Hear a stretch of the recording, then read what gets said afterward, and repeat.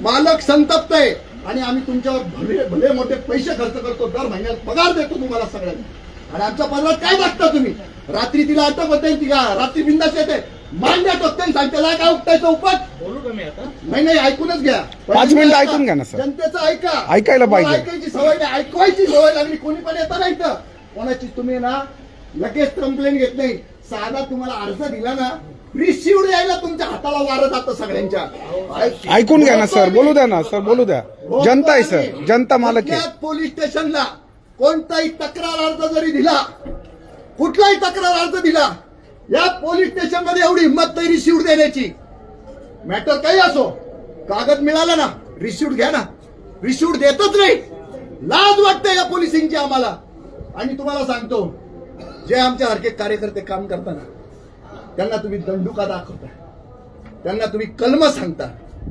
आज